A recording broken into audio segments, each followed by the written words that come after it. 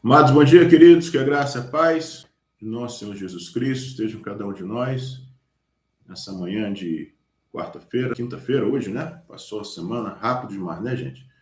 Nós estamos aí juntos buscando diariamente a palavra do Senhor como alimento para as nossas almas. Nessa semana, nós seguimos no tema de domingo, propiciação, e esse tema, ele como outros, né, ligados à essência do Evangelho, nós precisamos aprofundar a compreensão desse tema. Biblicamente, quando nós falamos em conhecer algo, significa sermos transformados por esse algo. Jesus, João 8, 31, 32, ele fala: se vocês se permanecerem na minha palavra, vocês serão verdadeiramente meus discípulos. Conhecerão a verdade os libertará. Então, percebem que quando a gente fala que conhece, em termos bíblicos, alguma coisa, nós permanecemos.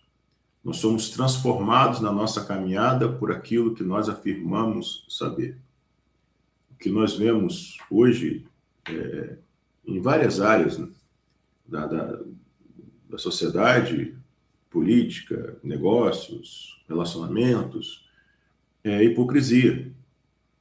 Pessoas que afirmam algo, mas vivem outro. E na relação com Deus, isso não tem sido diferente na igreja. A questão, queridos, que nós precisamos pensar e refletir a respeito da nossa própria vida é se nós realmente conhecemos a Cristo, se nós realmente cremos na verdade.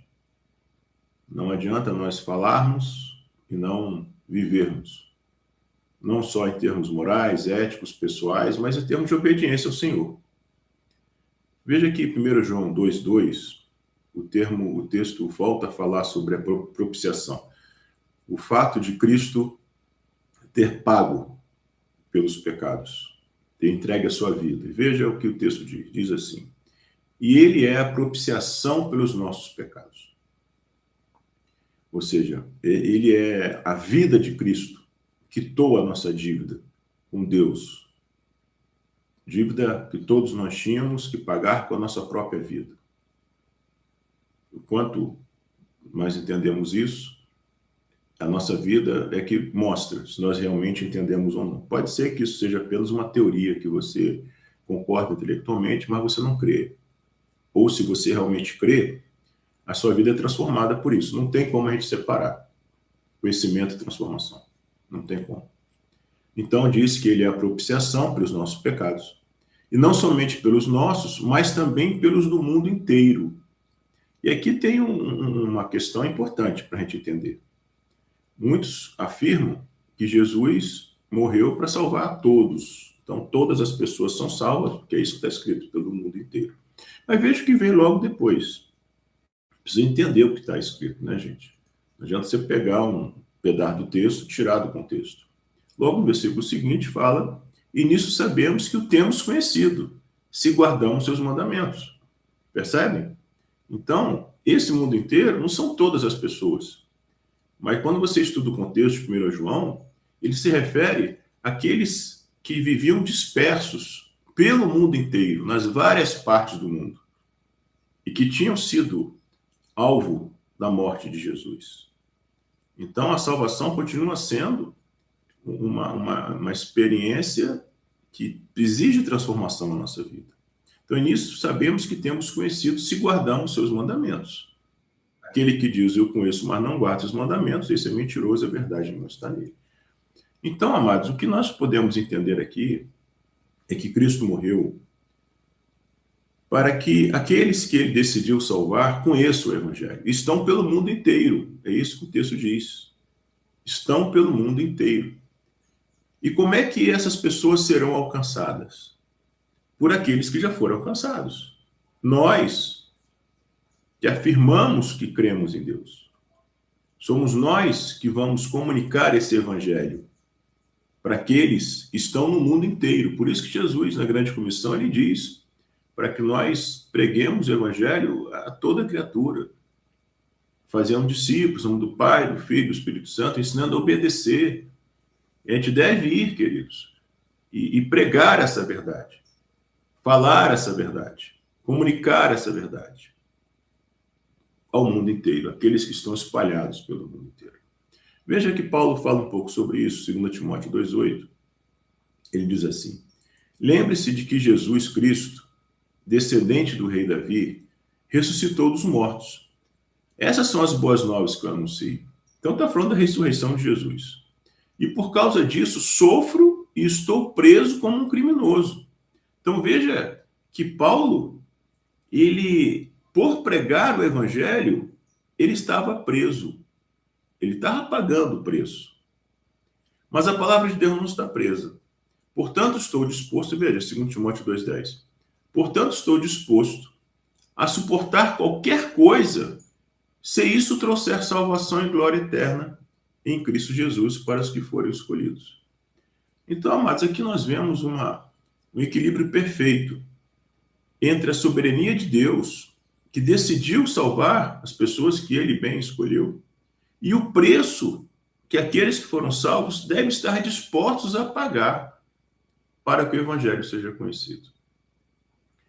Então, a propiciação de Jesus, que é ele, o fato de ele ter pago esse preço, quando nós entendemos isso verdadeiramente, e nós cremos que nós fomos alvo dessa salvação, no nosso coração vai brotar uma disposição de levarmos esse evangelho à frente.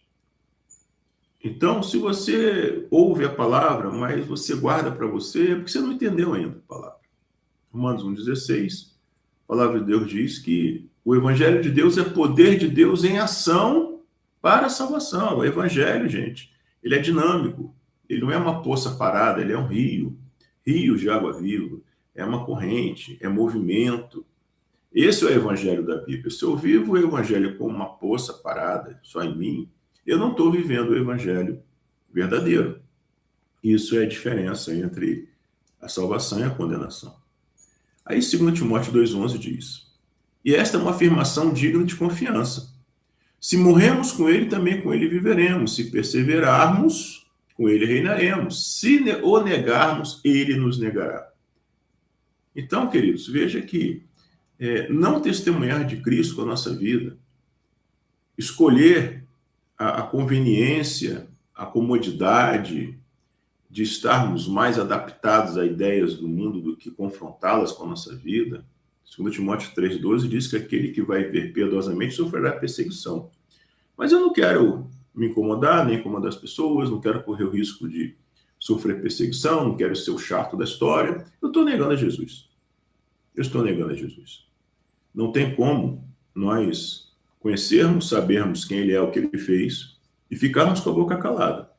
Se nós estamos com a boca calada, é porque nós não entendemos quem ele é. Podemos falar, até pregar, mas nós não entendemos ainda.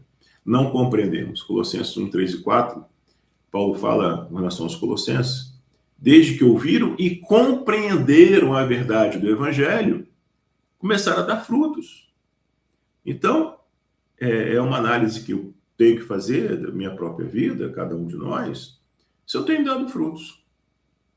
Nos imaginamos como uma árvore, que frutos eu tenho dado para a eternidade? Se eu não tenho dado frutos, se eu não tenho testemunhado de Cristo, é porque eu não compreendi.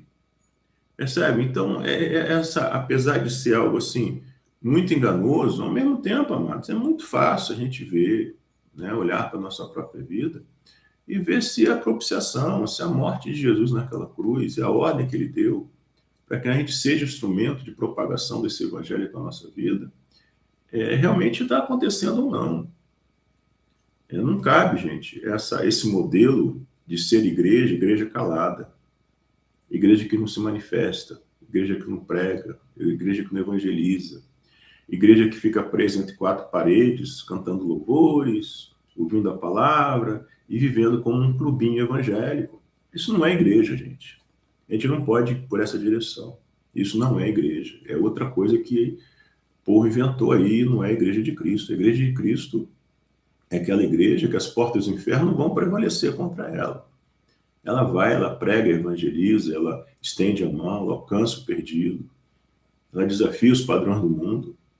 sem ufanismo, sem grandes manifestações, mas de forma firme, constante. Nós vamos e nós fazemos aquilo para o qual nós fomos comissionados. Então, nós precisamos pensar que tipo de igreja nós temos sido, né? E isso é com cada um diante de Deus. Amém, queridos? Então, vamos pensar se nós realmente entendemos o que Cristo fez, ou se é só uma filosofia de vida, é só uma ideia que, tudo bem, eu concordo, mas isso não muda quem eu sou, como eu penso, como eu faço. Continuo vivendo para mim mesmo, os meus próprios prazeres, desejos, prioridades. E eu vou na igreja de vez em quando, mas quando é para abrir a boca e falar de Cristo, isso aí não é o caso, né? Então nós precisamos, né, gente, pensar seriamente quem nós somos, né? Se realmente eu faço parte, eu sou parte de uma igreja verdadeira, aquela que vai subir e que vai estar com ele por toda a eternidade. 1 Tessalonicenses 4,17 fala sobre isso, né? Nós estaremos com ele por toda a eternidade. Então precisamos estar com ele agora também. Amém? Vamos pensar sobre isso, queridos. Vamos orar para que Deus nos capacite, nos ensine. Teu servo, apóstolo Paulo, crie, por isso falei. Quando nós cremos, nós falamos. Se nós não falarmos, Deus, as pedras vão clamar no nosso lugar. Nos ajuda, Deus, a tirar toda a timidez, todo o comodismo, e que nós possamos verdadeiramente viver a palavra, Senhor, tal como ela foi anunciada, e possamos comunicar às pessoas quem é Jesus e o que ele fez por nós. Seja isso que nos mova, que nos sustente como teus filhos e como a tua igreja. É isso que nós te pedimos, já te agradecemos em nome de Jesus. Amém. Meus amados, amanhã, queridos, se Jesus não voltar, estamos aqui de novo falando dele, não só entre nós, mas também para quem quiser ouvir aí, tá bom? Dia abençoado, queridos.